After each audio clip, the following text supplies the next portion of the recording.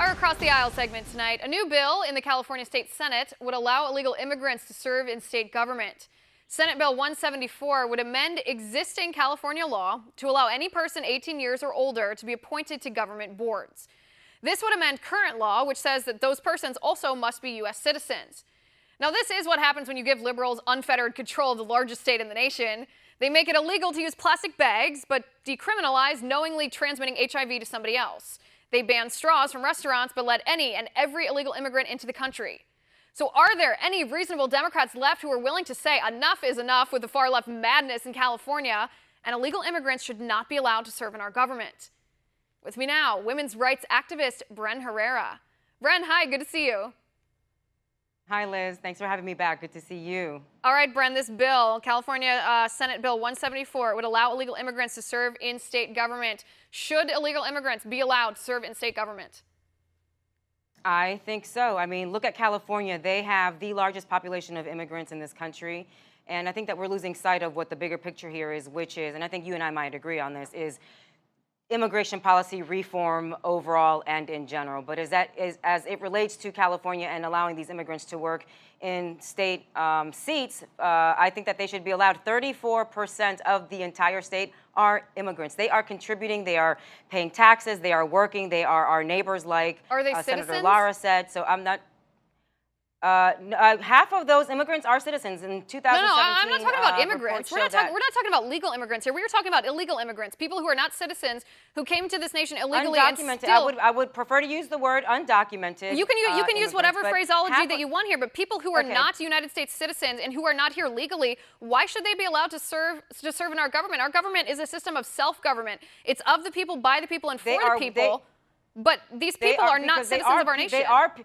They are people here. They are humans. They have human rights. They are working. They are paying taxes. They are educated. They are sending their children to school. So why wouldn't they be allowed to sit in government where they are contributing further to the policies of the community that help everybody, not just citizens that have gone through the process, but also folks that are here, not naturalized yet, but are going through the process legitimately trying to become natural citizens. Oh, I mean, what you said, all that says to me is that they're using our resources without being citizens. Listen, we've talked about this before. I have a tremendous amount of compassion.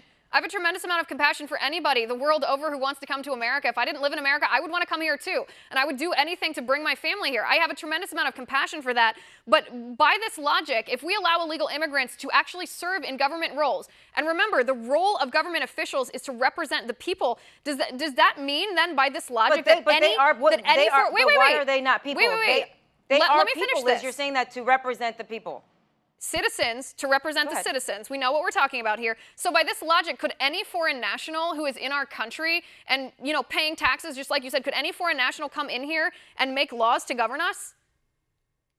Why not then have a provisional situation? And I'm just throwing this out there. Why not have a provisional situation where if they want to hold government office, why not have a provision where they allow the government, the California government, allow for them to have an expedited process to become citizens? These people are still contributing to the economy. A large portion of the California economy, which is documented. But that's not the point here. Be that as it may, that's fine. No, it is the point. No, it's not the point at all. These people are not citizens of our country. If we don't have restrictions on who is in our government, who is making our laws, wouldn't that result in a situation? Wouldn't that result in a situation where we as citizens are forced to follow laws made by people who are not citizens?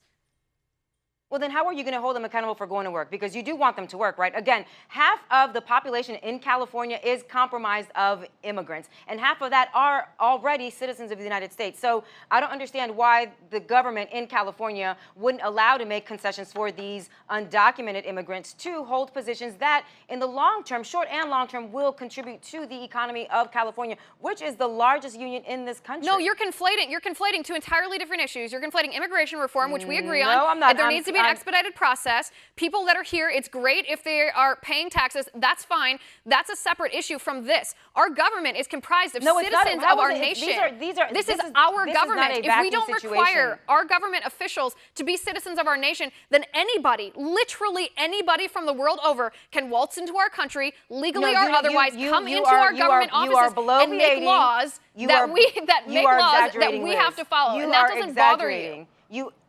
Liz, you are exaggerating. You know very good and well that there are policies in place, albeit not always concise and not always effective. We do have immigration policies in place across the nation that allow immigrants to come in here, but they have to be vetted. They have to go through a process. Look, I'm an immigrant. I came from Cuba. I was a young child. I was not documented in the moment that we stepped on this country, to my knowledge. We had to go through a process in order to become naturalized. My parents came into this country legally, right? They also had to go through a process. But if we're paying taxes, these undocumented citizens, these undocumented immigrants in California, if they're paying taxes, if they are working and contributing to the greater good of California, why then should they not be allowed to hold seats where they continue to further and advance because they're citizens of another country economically in California? Because they're citizens of another country. And they're here paying taxes. They're citizens of another country. They're paying taxes but they're not contributing to those other countries, Liz. They're contributing to the United States of America. But they're still citizens of that why country. Wouldn't they be?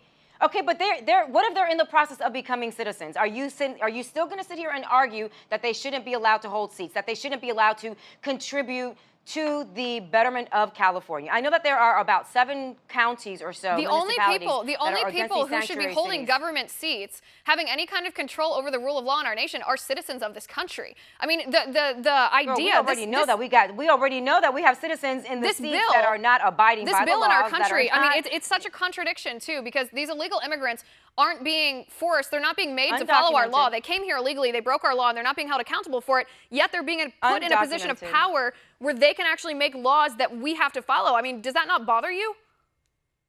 No, what bothers me is that that we're not having a bigger conversation about how do we address the fact that, again, California, we are glossing over the fact that California has the largest population of undocumented immigrants in this country. And again, half of that, about 50%, are naturalized citizens. Either way, all of them are tax-paying citizens that are contributing to California. Why isn't anybody talking about that? The tax-paying thing, I mean, I've let that go because that's a different discussion for a different day. We can talk about the tax-paying situation of illegal immigrants on a different day. But no, the majority of them do not pay taxes, and they certainly don't pay enough to make up for how many welfare services they get. That is a topic for a different day. I don't want to get distracted on that. I just want to clarify. Paying enough has to do with what their wages are. I just want to clarify one last time before we go here. So you think, as an American citizen, you think that illegal immigrants, somebody who is a citizen of a foreign nation, who is not a citizen of our country, should be allowed to serve in our country and make laws that we have to follow?